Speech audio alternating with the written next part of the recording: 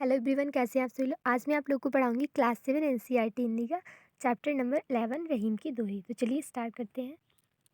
कहीं रहीम संपत्ति सगे बनत बहुत बहुरीत, विपत कसौटी जे कसे तेई साचे मीत। रहीमदास जी कहते हैं कि जब संपत्ति रहती है तो कई तरह से जो लालची लोग होते हैं मित्र बनने की कोशिश करते रहते हैं, और विपत्ति के समय में संकट की घड़ी में कोई भी साथ नहीं देता है।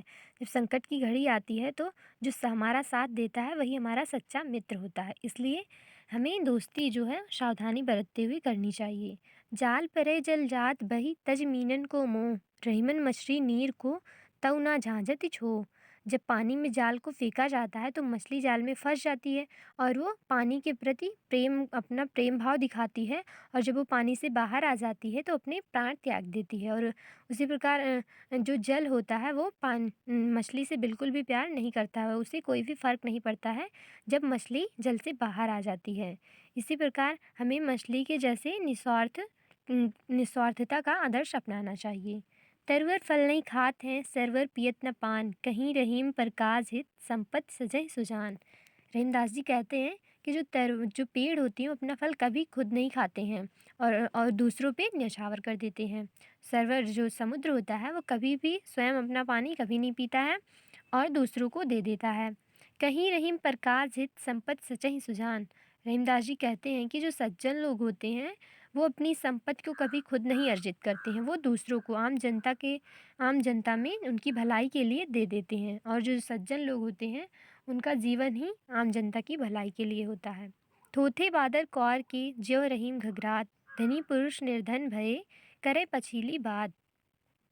रहीमदास जी कहते हैं कि जो क्वार के महीने में जब बादल जो होते हैं वो गरजते रहते हैं, वो व्यर्थ ही गरजते हैं, क्योंकि उस समय क्या होता है किसी का भी लाभ नहीं होता है। उस समय ना कृषि पे कोई इफेक्ट पड़ता है, उससे भी कोई फ़ायदा नहीं होता है। इसी प्रकार जो होता है जब जो धनी पुरुष होते हैं, जो अमीर लोग होते हैं, जब वो गरीब हो जाते हैं, जब वो निर्धन हो जाते हैं, तो वो अपनी पिछली बातों को कर कर के पछताते रहते हैं कि मैं पहले इतना था। अपने दादा परदादा की बातें बताते रहते हैं कि मेरे दादा इतने अमीर थे, इतना उनके पास धन था, और उन्हीं की बातों को कर कर के वो पछताते रहते हैं और इस प्रकार वर्तमान में उनका कोई भी महत्व नहीं होता है। धरती की सी रीत है शीत घाम और में, जैसी परे सो सही रहे त्यों रहीम यह दें। रहीमदास जी कहते हैं कि हमारी जो शरीर है, हमारी जो देह है, इसे हमें धरती के समान बनाना चाहिए, जो कि शीत घाम और बरसात सभी को सह सके। और इसी प्रकार मनुष्यों को जो है अपने सुख दुख को भी ऐसे ही सह लेना चाहिए, धरती के समान, जो कि हमेशा शीतल बनी रहती है, शीत घाम और सारी चीज़ों को सह करके भी शीतल बनी रहती है।